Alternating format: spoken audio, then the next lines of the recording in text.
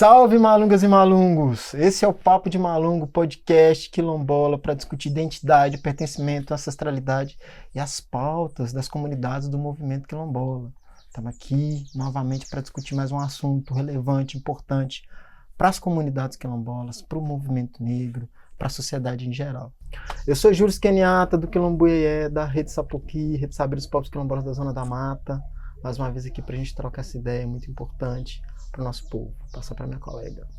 Eu sou Tatiele, sou liderança quilombola da Vila Santa Efigênia, mas eu gosto sempre de reforçar que aqui no município de Mariana nós somos 4 quilombos. A Vila Santa Efigênia, o Engenho Queimado, a Embaúbas e o Crasto.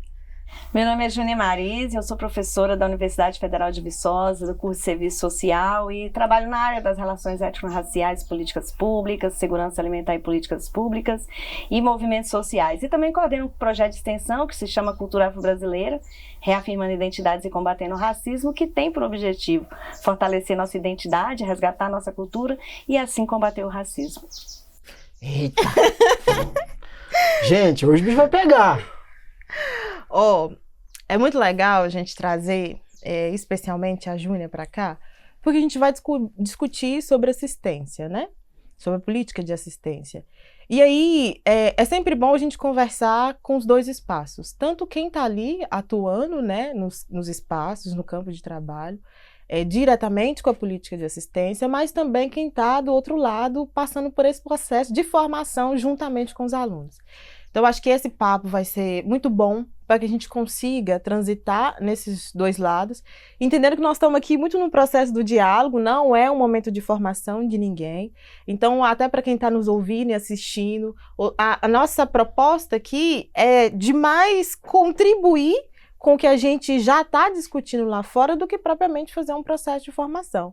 Então eu aproveito aqui para convidar todo mundo para depois de assistir ou de ouvir o nosso podcast, para comentar, para fazer as trocas com a gente, porque eu acho que isso é muito importante e fortalece também o nosso processo de entendimento sobre várias coisas.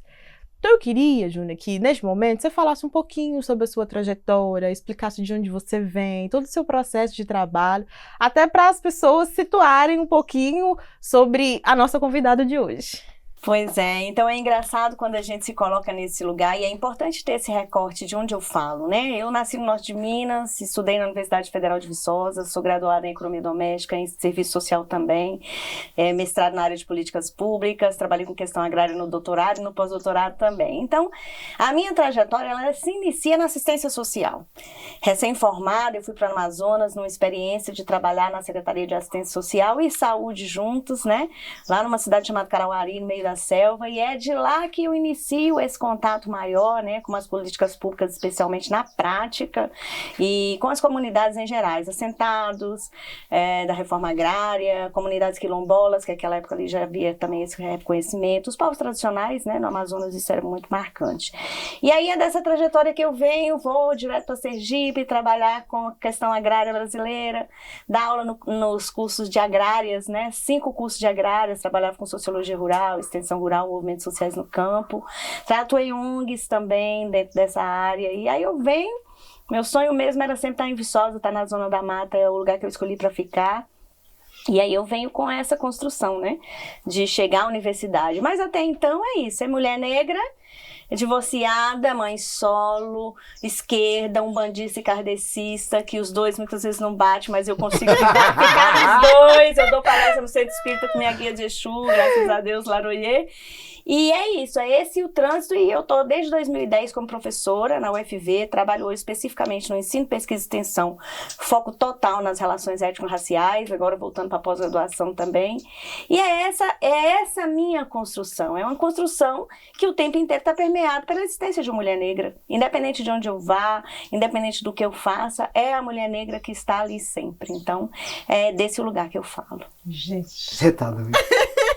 Já ainda chego lá. muito potente, né? É muito bom, assim. E aí, eu queria aproveitar, já que a gente compreendeu aqui, né, que você passou por vários espaços, E eu queria complementar. Pode. E tem uma coisa que é muito importante falar, né? Eu tenho sempre a trajetória de luta, né? Uma filha de Xangô, eu sempre atenta às questões da injustiça, então, desde muito cedo eu fui de formação de luta, né? Presidente do centro acadêmico, vai para pós-graduação, presidente de pós-graduação, e eu fui a primeira presidenta negra do Sindicato dos Docentes da Universidade Federal de Viçosa. Isso é um marco, né? Na existência de quase 60 anos do sindicato, na época era 55 anos ou 6, eu fui a primeira presidenta negra a adentrar aquele espaço e demarcar e dizer, nós existimos, nós estamos aqui. Porque nós somos pouquíssimos professores negros na docência, né? Então, para além desse caminho da militância, né, no sindicato, sempre fui muito ligada aos movimentos sociais, fui presidente do Centro de Referência e Pesquisa da Cultura Afro-Brasileira, fiz parte dos conselhos também, Conselho Municipal da Mulher, e atualmente eu sou membro do COMPI de Viçosa. Isso é muito bom, porque assim, nos episódios anteriores, a gente discutiu muito sobre educação, e a gente sempre vem falando aqui da importância de que os nossos estejam dentro da universidade, que se formem, que voltem para dentro dos territórios, mas é igualmente importante que a gente tenha pessoas como nós, dentro da universidade. Porque o olhar é diferente. Quando as pessoas chegam para conversar com você, elas se reconhecem em você. Então, o trato, ele já é diferente. A gente já parte de um outro ponto. Diferente de quando eu chego num espaço que é institucional, e assim, a gente sabe o quanto a universidade, né, é um processo puxado pra gente. Quando eu chego lá, eu não me reconheço dentro daquele espaço, a partir das pessoas que estão ali, talvez eu não queira nem ficar. Mas quando eu chego, eu encontro pessoas potentes e que são iguais a mim, eu acredito que é possível, eu acredito mais ainda que eu posso passar por esse processo e me tornar alguém tal qual essa pessoa que está lá. Então, eu acho fundamental mesmo a gente trazer isso aqui sobre as suas experiências e apresentar para as outras pessoas, assim. Eu acho, não, eu tenho certeza que é um processo que não foi fácil para você, nunca será fácil para nós, mas é um processo possível. Então, a gente precisa caminhar muito nesse sentido. Esse seu relato é o relato dos estudantes, né? De muitos estudantes negros que quando chegam no curso falam, nossa, eu tenho uma professora negra. E o quanto que isso faz diferença, né? Até porque que não basta ser negra, porque só ser negra e estar no espaço é fácil, né? Mas é ser negra e carregar consigo toda a nossa negritude. Exatamente. Então, para a gente trazer um pouquinho sobre a nossa pauta de hoje, que é a assistência, eu queria que você trouxesse assim, um recorte, mais ou menos, sobre as políticas públicas no Brasil, desde como foi o surgimento, até mesmo quais são as suas visões, a partir dos trabalhos que você já realizou. Vamos partir do princípio do direito e do princípio que regem as políticas públicas em geral e principalmente as políticas sociais. Vamos pensar num período ainda recente, 1988, que é quando nós temos aí a Constituição como Carta Magna, que lá no seu artigo, acho que no artigo 6º, vai dizer que é direito, né, que o indivíduo tenha habitação, saúde, né, que o indivíduo tenha direito à alimentação, à assistência social, ao trabalho, etc, etc. Então, esse é um momento que vem de uma história do país de luta. A gente sai dessa década, né? A gente sai desse período de ditadura militar e a gente vem com todo um movimento de redemocratização do país em que se mostra a força da população. E eu acho que o mais importante desse recorte, a partir dos direitos, é a gente pensar que foi luta. Então, nós não temos hoje, nós não tivemos uma Constituição, eu falo isso como um marco para nós, né? De graça, essa Constituição veio a partir de muita luta. E pós essa Constituição, a gente vai criando dentro do Estado vários aparatos que possam atender a garantia desses direitos mínimos, né?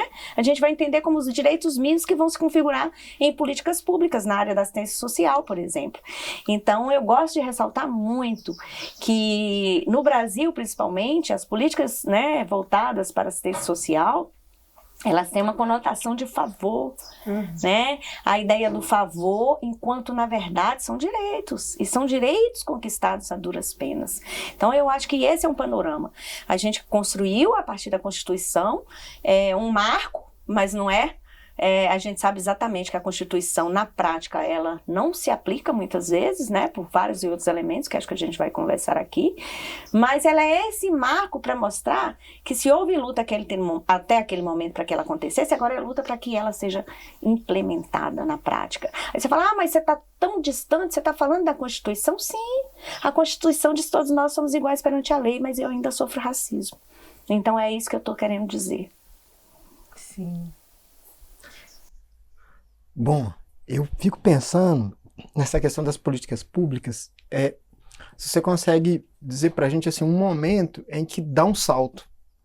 Porque eu vejo tanto a literatura traz muito assim, o governo de Fernando Henrique Cardoso foi uma mudança pós-redemocratização, porque foi ali que começa, e também várias pessoas que eu conheço, pesquisadores, falam assim, olha, não necessariamente por conta do Fernando Henrique Cardoso, né? Tinha uma série de pressão de movimentos sociais, mas também tinha a esposa dele que tinha um olhar muito, muito voltado para essa questão, se eu não me engano era socióloga, alguma coisa assim. É, Dona Ruth Cardoso. E aí sempre falam muito nela, da importância que ela tem desse olhar de trazer a questão do trabalho do terceiro setor e tal. Você vê essa chegada forte a partir desse governo? Na verdade, é fácil ver o governo de Fernando Henrique Cardoso trazendo mudanças nessa área, porque até então, olha de onde nós viemos. Olha qual era o contexto. Então é muito fácil você avaliar como positivo, mas evidentemente que ali eu vejo, foi importante, mas não era a essência, né? A gente vai realmente reconhecer o programa Comunidade Solidária, que inclusive nos tempos recentes ele retoma como projeto Rondon, né? Que é essa interface das universidades sendo levada às comunidades, mas eu vejo que o avanço mesmo a gente vai ter aí a partir das políticas públicas 2003. É o nosso governo que a partir daquele momento tem uma participação mais efetiva da população. Eu vejo isso como diferença. É onde a gente aumenta o nível de participação social, é onde a gente vem com a gestão participativa, a implementação mais firme dos conselhos, os planos diretores, enfim. Eu creio que é a partir desse momento de 2003 que a gente tem um grande avanço em políticas públicas, né? Legal. Você já chegou a atuar em algum CRAS, algum... Não. Eu trabalhei especificamente na prefeitura, na assistência social, e lá era tudo, né? Tipo Severino, resolve problema de homem, mulher e menino. E aí, tinha de tudo, fazia-se de tudo, e naquela época nem assistência social eu ainda era, né? Para ver o quanto que naqueles cantões ainda era difícil ter os profissionais. Eu acho que esse é um problema, inclusive, gente, um trem aqui para vocês. Para quem não sabe, eu também sou assistente social. E aí, a gente discute isso muito no processo de formação, porque é como se o assistente social ele fosse o Severino, assim, sabe? As pessoas, elas não sabem distinguir qual que é o papel desse profissional, onde ele estiver, seja na saúde, seja na educação, seja na assistência, sabe? Então, é muito complexo, porque tudo que chega ou que sobra, manda para assistente social. E assim, é complicado você ter que lidar com diversas coisas, e é óbvio que, por exemplo, na nossa formação profissional, a gente tem uma formação mais geralzona, né, para dar conta de compreender tudo que está acontecendo, mas é necessário também que a gente faça o recorte para aquela área que a gente vai estar atuando, né? E só que a gente vê muito um processo de que você chega nos espaços para trabalhar enquanto assistente social e as pessoas elas te entendem exatamente como esse Severino. E isso é péssimo porque você não consegue direcionar as demandas e as resoluções, elas não acontecem assim de uma maneira, quer dizer, eu acho que nem são resoluções. É como se a gente estivesse só trabalhando com redução de danos. Porque são tantas coisas que chegam, a diversidade é tão grande, você não tem aquele tempo para solucionar as demandas dos usuários que chegam ali, que você faz. Não estou falando que é certo. Mas estou dizendo que você é atravessado o tempo inteiro por diversas coisas. E a pessoa que te contrata e você ali naquela situação, eita, sou trabalhador, como é que eu faço? Então você também acaba não botando limite. E isso é ruim tanto para a categoria profissional quanto para aqueles usuários que de maneira precarizada vão estar recebendo esse atendimento. A gente não tem como ser profissional e correr da nossa área, da nossa formação, da nossa atuação, né? E aí você tocou num ponto muito forte, porque o assistente social, ele fica sobrecarregado. A gente sabe que tem assistentes sociais que, inclusive, não conseguem ter respeitado o seu direito das suas 6 horas. Ele sobrecarrega não só de funções, mas ele sobrecarrega de carga horária. Muitas vezes sem estrutura para realizar uma visita qualquer, para elaborar um laudo. Então, isso é um problema sério, né? E aí tem uma outra questão, que é da rede. Por que eu falo da rede agora? Eu falei que eu sou uma, mas não sou só, porque eu também tenho esse lugar de comunidade. Eu tenho muita ligação com as comunidades na minha cidade, muitas comunidades periféricas, e eu faço parte de uma instituição filantrópica há 22 anos que faz tratamento para dependentes químicos e tal. Então, eu sempre estou na comunidade com uma série de demandas que são da assistência social. Então, embora eu não esteja lá, eu sempre estou nesse meio de tentar encaminhar, de tentar orientar. E o que acontece? Quando você diz, o usuário chega em um determinado equipamento com uma tal demanda, E que muitas vezes o assistente social está sobrecarregado, ele não consegue dar conta e a rede ela não está articulada. Esse é o nosso maior problema, nós não temos uma rede articulada. Então isso dificulta muito o acesso, porque às vezes a situação que você está da assistência social, ela envolve diretamente a saúde. E aí você não consegue fazer essa conversa das secretarias para que as coisas estejam, né? Então a gente ainda tem essa limitação que quando o usuário ele realmente tem a pressa, a urgência, a necessidade, né, do benefício, do serviço, ou o que for, ele vai se deparar com essas limitações. E é uma limitação que não é do profissional, de competência técnica, é da estrutura. Exatamente. Como você vai maximizar seu trabalho se minimamente as suas horas que teriam que ser cumpridas você não consegue? Exatamente. E é importante a gente falar isso aqui, até para chamar a atenção dos municípios mesmo, sabe? Porque o profissional está trabalhando de maneira precarizada. Sim. Então, como que eu vou ali, naquele momento, fazer a minha atuação profissional? Às vezes você não tem nenhuma sala, assim, para você... A gente fala... Aí faça a escuta qualificada e sigilosa numa sala onde todos os outros profissionais estão, onde os usuários estão entrando. Exatamente. Isso gera muito desconforto naquele usuário. Porque, por exemplo, às vezes eu vou trazer uma pauta que eu não quero que outras pessoas... Até pela minha individualidade. Só que se eu tenho um profissional que está atuando na mesma sala que todos os outros profissionais, eu deixo de apresentar minha demanda. E isso impacta não só na atuação do profissional sobre aquela demanda, mas também do usuário tentar solucionar a sua demanda ali, sabe? Então, isso é para chamar a atenção também dos municípios.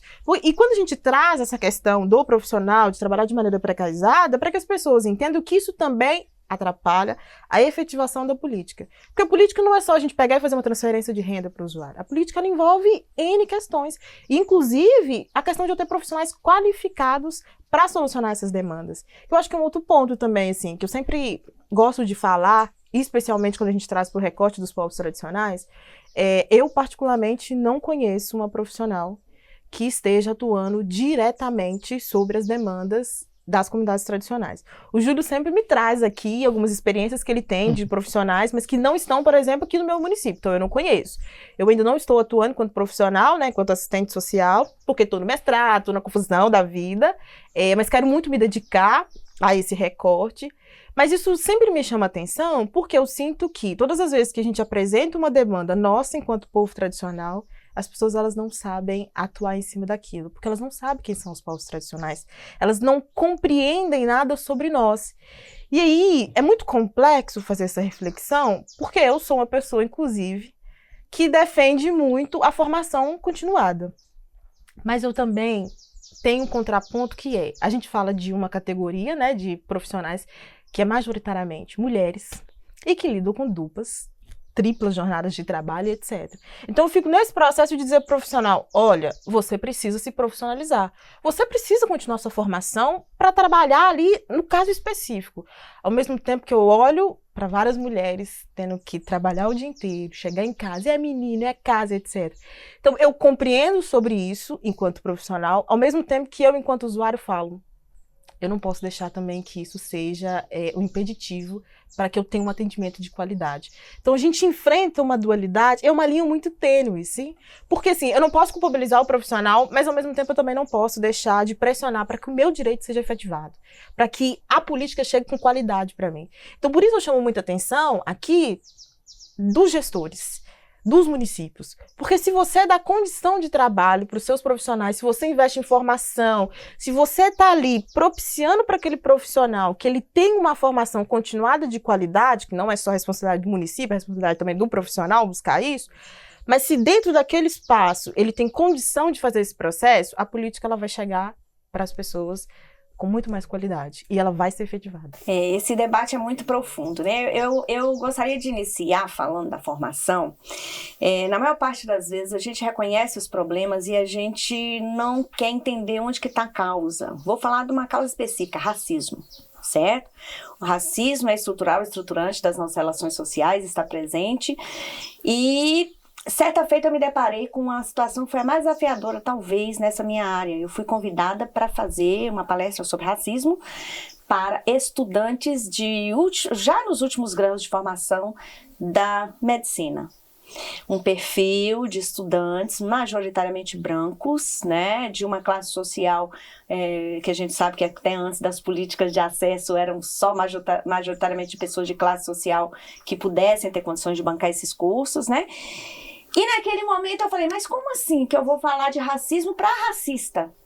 Porque está enraizado na nossa sociedade que pessoas e grupos que não são racializados, eles vão crescer com aquilo sendo naturalizado. E eu pensei, e agora? E aí quando eu entro naquele espaço, né, tentando mostrar coisas que para mim eram tão simples, eu descubro que aqueles olhos de um monte de estudante branco falavam, isso é racismo? Como assim? Por quê? Eu não sei. E realmente a ignorância existe. E aí foi isso que me deu uma virada de chave, que nem todo racista é só um FDP. Ele às vezes é só um ignorante, né? Ele ignora no sentido de desconhecer. E aí vem a importância da formação. E eu fiz essa pergunta.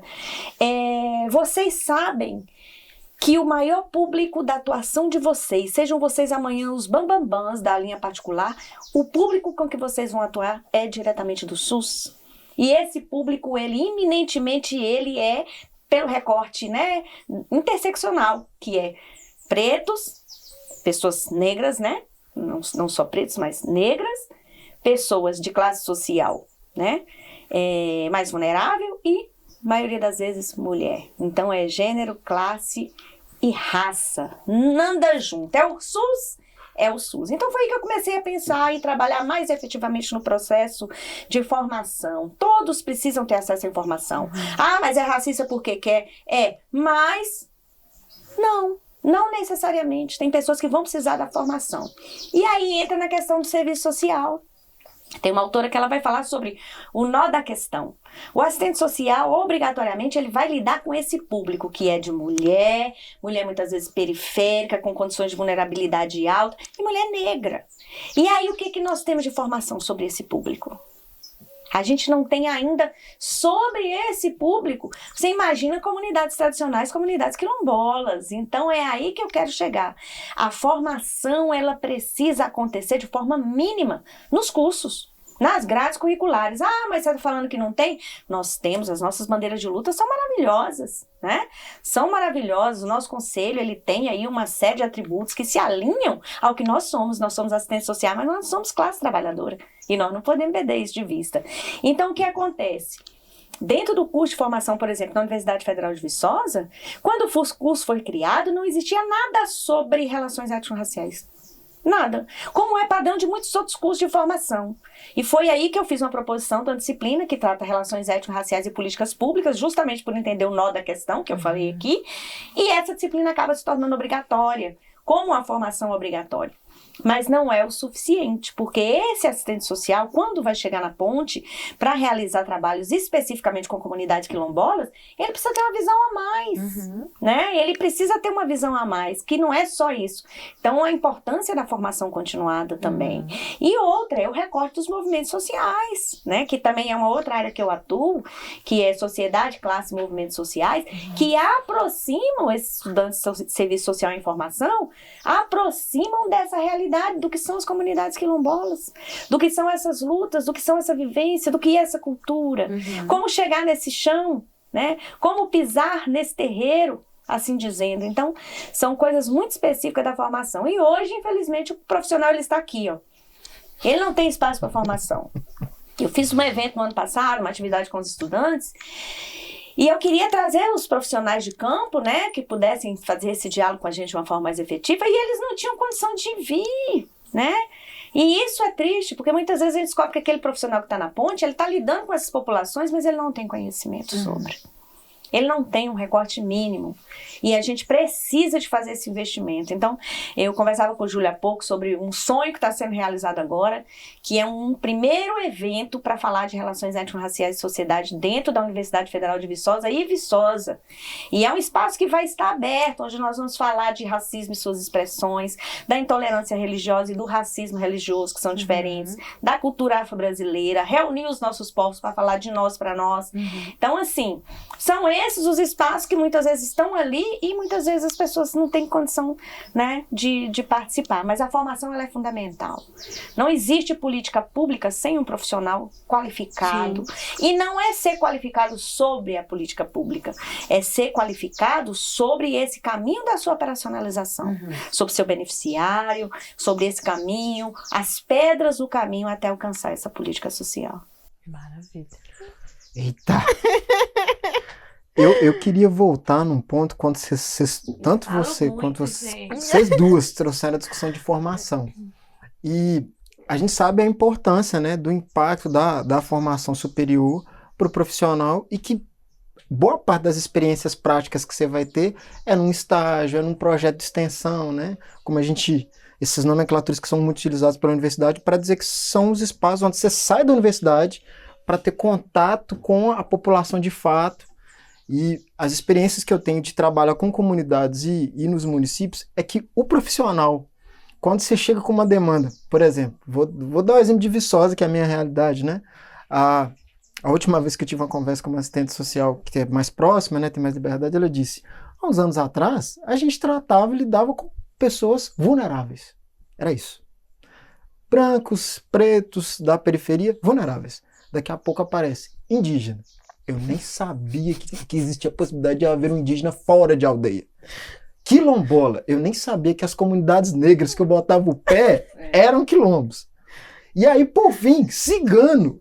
E cada um pedindo uma coisa diferente, dizendo... Ela ria e dizia assim, o que é mais engraçado é que eles chegam para mim falando assim, eu sei que eu tenho tal lei que me dá tal direito e que é assistência social que garante. E ela dizia, eu não sei.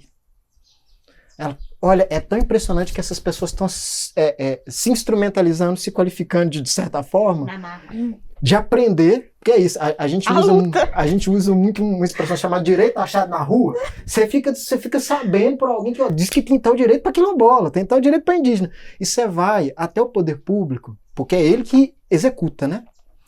Então você vai até esse profissional, essa profissional, e historicamente a gente é ensinado o seguinte, o profissional que está ali na mesa te atendendo, ele sabe mais que você. Então se ele disser que você tem o direito, você tem. Se ele disser que não tem, vira e vai embora.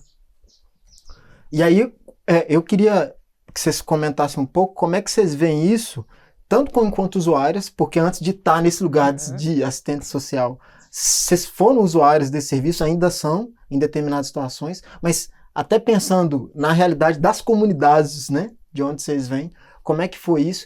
E hoje, com o olhar que vocês têm de profissional, quando vocês olham e pensam assim, gente, como é que aquela pessoa me atendeu daquela forma? E como que ela fez isso? Porque, tudo bem, né? A ideia aqui jamais é condenar, punir o profissional. A gente sabe que falta essa formação.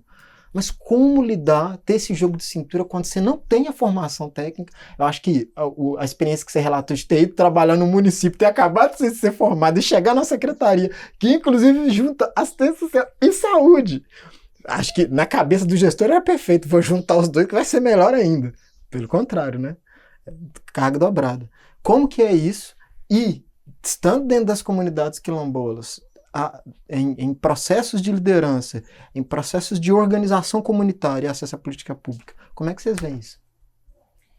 Uma coisa eu aprendi, o meu orientador de doutorado lá do Rio Grande do Norte, né, na Federal de Sergipe, ele gostava de falar assim, não existe saber mais sabido que o outro. Todos os saberes são importantes. E muitas vezes uma liderança da comunidade quilombola, representante de uma associação, ele teve a oportunidade de fazer formações muito mais do que aquele assistente social que está ali. E aí eu não vejo problema nenhum do profissional ter humildade de reconhecer. E isso eu não sei, porque não sabemos tudo e nem tem saber mais sabido que do outro. E reconhecer nesse momento o lugar de fala. Porque o lugar de fala, muitas vezes, ele não é da formação acadêmica, ele é da formação da vida. Tem pessoas que estão aí articuladas, que você coloca para dialogar com alguém que tem doutorado, ele vai, né, dar um show de conhecimento, que embora não seja do campo da academia formal, é conhecimento. Então eu acho que dentro dessa parte, realmente, a gente já falou aqui das limitações da formação, do campo de atuação e tal, da sobrecarga, mas é preciso reconhecer que essas formações, elas são muito importantes. Olha o quanto isso muda, porque tem realmente pessoas de comunidades que estão chegando na assistência social e dando tom das coisas, dizendo, olha, isso aqui eu tenho direito realmente, e agora? E agora o profissional vai ter que se virar e vai ter que buscar. Vai ter que buscar na fonte, né? Se eu não sei aqui, eu vou buscar ali. E hoje os movimentos sociais, eles têm essa função, né? De promover uma constante formação, uma articulação dos envolvidos como um todo, né? E eu acho que esse é o caminho mesmo, é reconhecer que não se sabe tudo, nós precisamos realmente buscar aquilo que nós não sabemos, mas reconhecer que tem muita gente que sabe e não está nos lugares estratégicos. Exatamente. E aí, gente, eu queria dizer para vocês que no próximo episódio eu também vou responder essa pergunta. Então eu convido todo mundo para ficar atento, porque o próximo episódio do Papo de Malungo vai sair e aí eu vou trazer para vocês a minha percepção sobre a pergunta que o Júlio fez aqui pra gente. Bom demais. Isso aí, galera. Gratidão demais por esse bate-papo. A gente vai continuar essa discussão. Não se esqueça, curtir, comentar, compartilhar, dar esse feedback pra gente aí nas redes, né? Onde vocês estão ouvindo, vendo o podcast. É isso aí.